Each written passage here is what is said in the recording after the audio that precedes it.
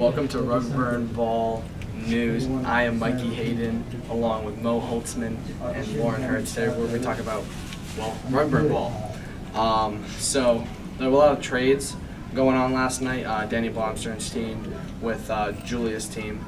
I believe it was Dan Marr for Eric Anderson. And Mo, what are your thoughts on that? It's a really interesting deal because I think Eric is probably one of our best one of the best goalkeepers in the league, and it's really interesting to see a guy like that traded.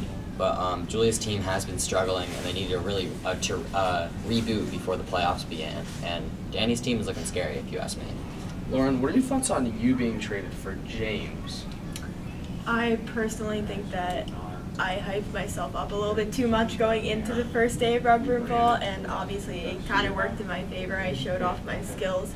Unfortunately, James's size is not working to his advantage. I mean, he is a little small, but I know that Team Ryan, aka the Global Gym Fighting 69ers, who are 3-0 currently, made a great deal for me, and I promise that I will take them all the way to the championship. Now, because of James's size, he is quick. Yes. As we found out last season. He's on Ostern's team. Yes. And I don't think Ostern is using James to his advantage. Even though he is a flex, I don't think he wants to start him at flex because of his size.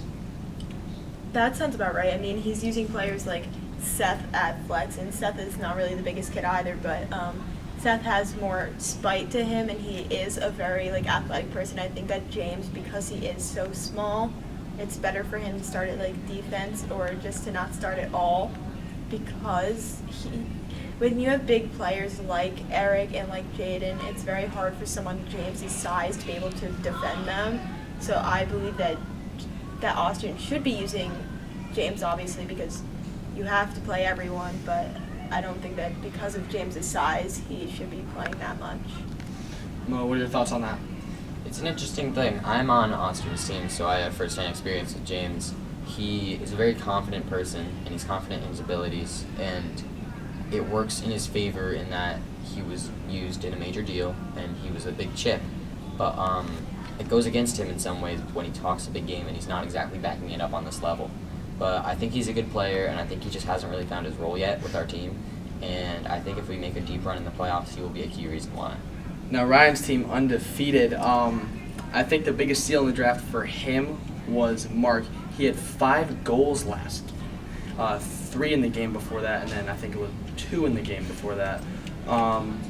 He has been going absolutely ham on everyone with lobs and getting open, finding spacing. Lauren, what are your thoughts on that? I believe that Mark in his first year is absolutely dealing during Rugby Ball. With someone like his size and his skill quality, I know that it is his first year, he's been able to just cut through those defenses and make them look like they're non-existent. And with the amount of goals that he's been scoring, I think that he's a key part to the Global Gym Fighting 69ers. Mo, what are your thoughts?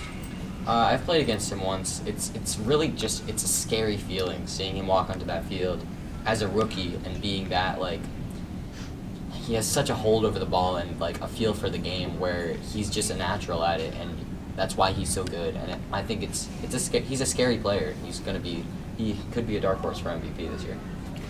That's all we have for today on Rubber and Ball News. I'm Mikey Hayden along with Mo Holtzman and Lauren Hertz. Good night.